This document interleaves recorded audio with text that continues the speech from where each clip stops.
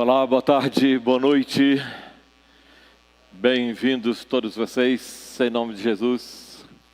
Eu espero que hoje você tenha uma experiência interessante com Deus e com o seu Espírito. Hoje, domingo de carnaval, uma festa que a gente quase que exageradamente diria que estamos com saudade já do carnaval. Há algum tempo atrás, a gente ficava discutindo se teria culto no domingo de carnaval por causa da periculosidade que envolvia bêbados e trânsitos na rua. E a gente estava também em outro local, numa escola aqui da 16, apresentava esse perigo.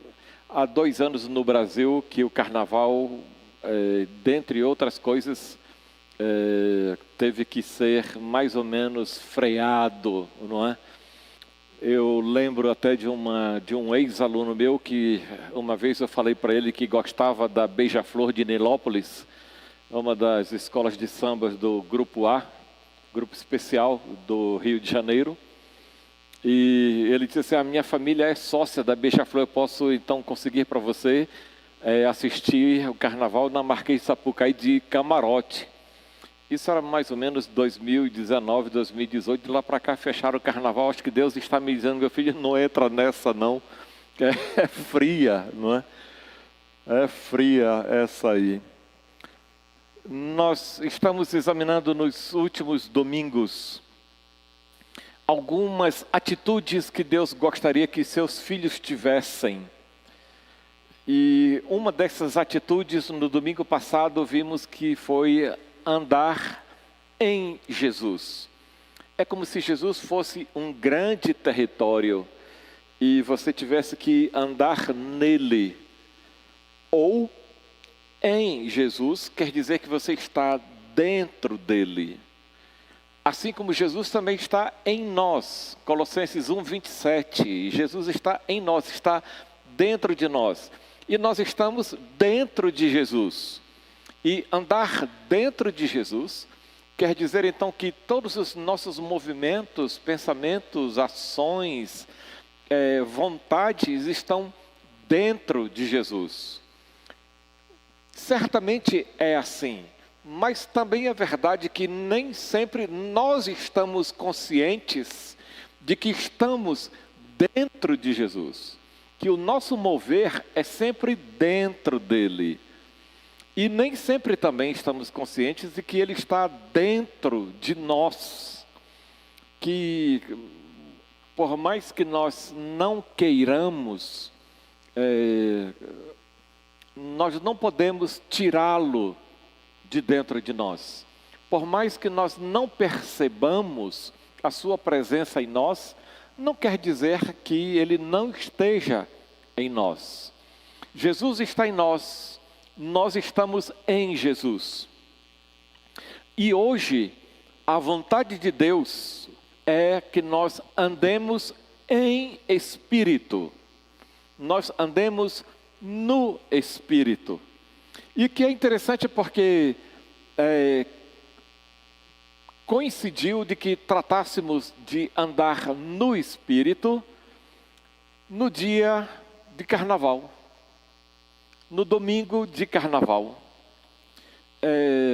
Na festa em que nós dizemos que é a festa da carne, nós temos que tratar da festa do Espírito.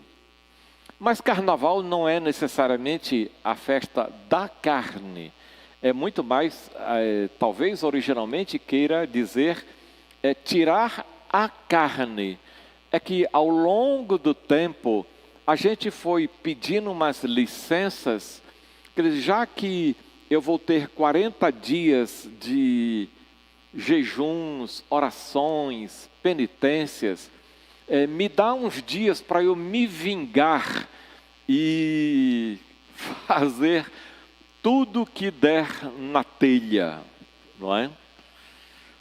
E aí o carnaval começou a ter esse sentido de que é quase uma vingança que a gente tem, ou uma licença que a gente tem, para que alguns dias a gente vá fazer tudo que der na telha, tudo que der na ideia, para a gente fazer as coisas da carne, visto que nos próximos 40 dias são dias que a gente não pode fazer isso, não é? Na verdade, eu acho que a ideia da gente deveria pensar diferente disso.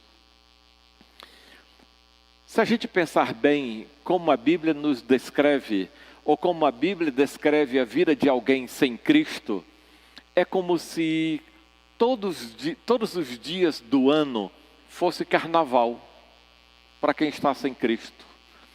A Bíblia define a vida do homem sem Deus, dizendo: olha, naquele tempo vocês estavam sem Cristo, vocês faziam a vontade da carne, faziam a vontade dos pensamentos, vocês viviam segundo a influência dos espíritos que dominam este mundo, vocês faziam quaisquer coisas.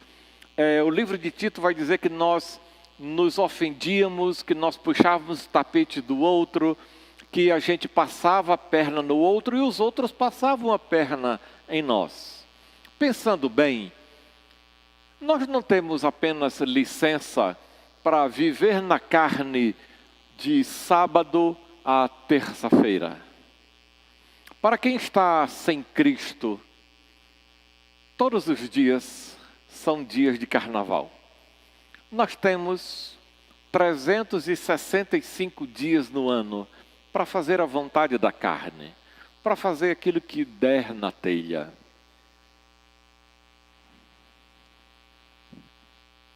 Acontece que quando nós nos convertemos, quando nós nos voltamos para Cristo, quando nós aceitamos o sacrifício de Jesus por nós, Deus não apenas nos muda de status na nossa relação com Ele, de dizer que nós éramos inimigos, agora somos amigos, que nós estávamos em inimizade, agora estamos em paz, que nós antes vivíamos afastados de Deus, que agora nós fomos trazidos para perto dEle. A conversão implica também não só uma mudança de status diante de Deus. A conversão também muda a nossa gramática, a nossa forma de ser, a nossa forma de agir, ou pelo menos deveria ser. Nós talvez ainda não entendamos direito que a conversão não é só nossa mudança de status diante de Deus, uma mudança do nosso destino eterno. A conversão é também uma exigência que Deus faz para os seus filhos. Ele quer que nós não vivamos mais segundo a carne. A conversão quer dizer então que agora nós que fazíamos antes a nossa própria vontade, que a gente mandava em nós e fazíamos conosco e com os outros aquilo que queríamos, Deus agora quer que nós procuremos saber qual é a vontade dEle para a nossa vida. Então, a conversão não muda meu status para a eternidade. A conversão muda meu status na atualidade. Mas, infelizmente, nem sempre nós estamos conscientes disso. E não à toa. A maioria de nós, ou talvez todos nós, vivemos o dia a dia como se Deus não se importasse ou não ligasse para aquilo que nós fazemos no dia a dia. Há algum tempo atrás, Monique Evans correu no Brasil todo que ela havia se convertido. Quando eu falo Monique Evans, vocês sabem de quem eu estou falando, não sabem?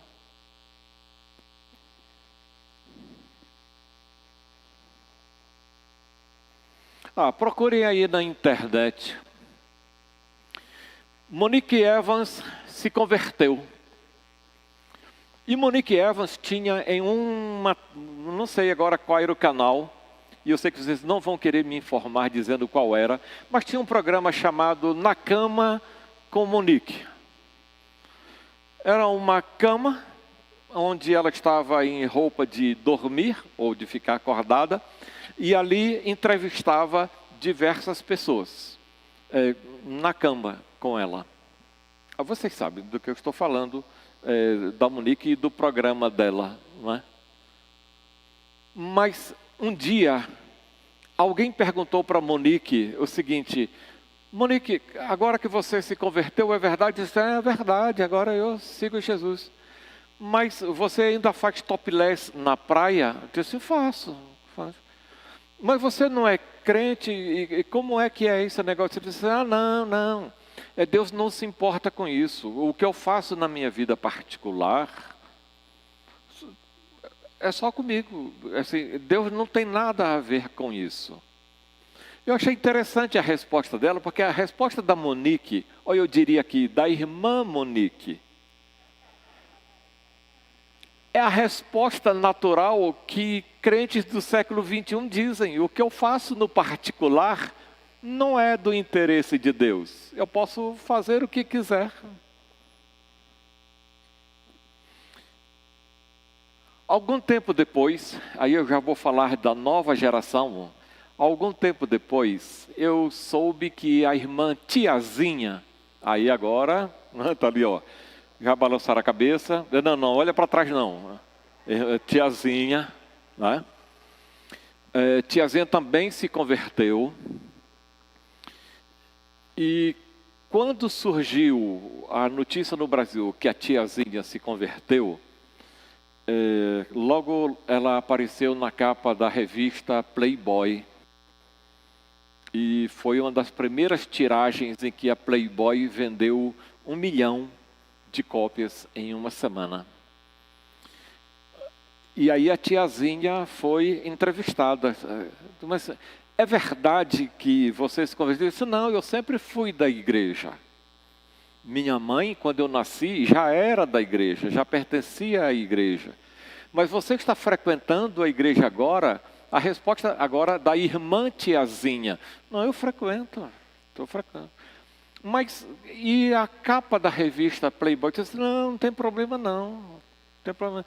O meu pastor, inclusive, pediu que eu autografasse a revista dele.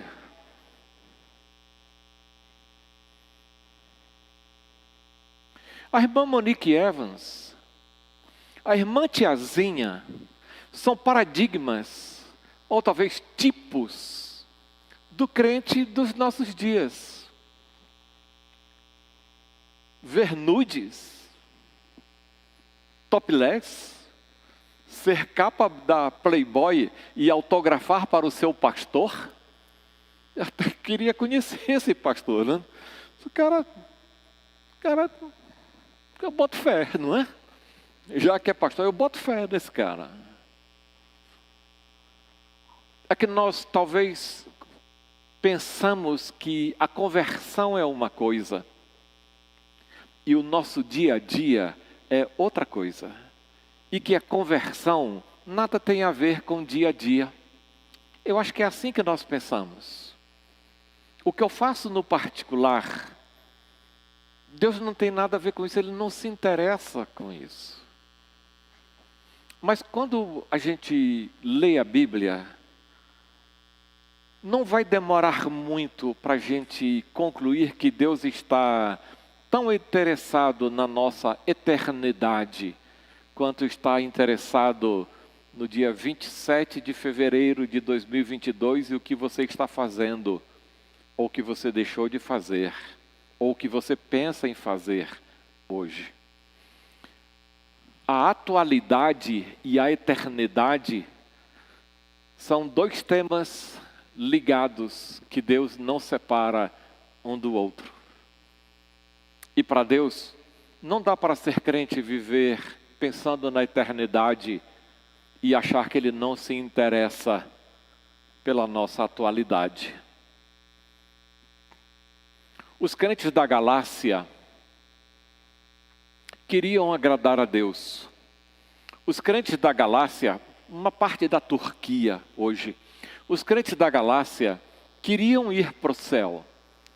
Estavam interessados nas coisas do alto, estavam interessados nas coisas espirituais, mas estavam vivendo como se Deus não se interessasse pelo seu dia a dia. E nas relações dos crentes na igreja, no último versículo do capítulo 5 de Gálatas, o apóstolo Paulo disse assim: se vocês se mordem e se vocês se devoram, assim, crentes canibais, não é? Se vocês se mordem e se devoram, cuidado, senão vocês vão ser mutuamente consumidos. Há 2000 anos atrás, as pessoas eram menos socialmente educadas. Nós fomos adestrados a uma vida social de aparência, em que nós não dizemos tudo o que nós pensamos, que a gente prefere se afastar do que enfrentar determinadas situações. Mas a verdade é que, no fundo, nós vivemos também como os Gálatas, quando a coisa é relação de um com o outro crente. Quem já experimentou a vida na igreja por alguns meses, já experimentou também que viver na igreja é viver de modo tenso uns com os outros. Alguns preferem achar que a igreja é muito carnal e preferem mudar de igreja. E logo, logo vão descobrir que a igreja só mudou de endereço. É que quando você procura uma igreja perfeita, ela deixa de ser perfeita quando você chega lá. Porque você chega lá com as suas imperfeições. Para ajudar os crentes da Galácia, o apóstolo Paulo disse: vocês precisam viver no Espírito. E eu quero convidar você então a ler Gálatas capítulo 5, versículo 16. Gálatas capítulo 5, versículo 16. E 17 e 18 diz: eu quero dizer a vocês o seguinte: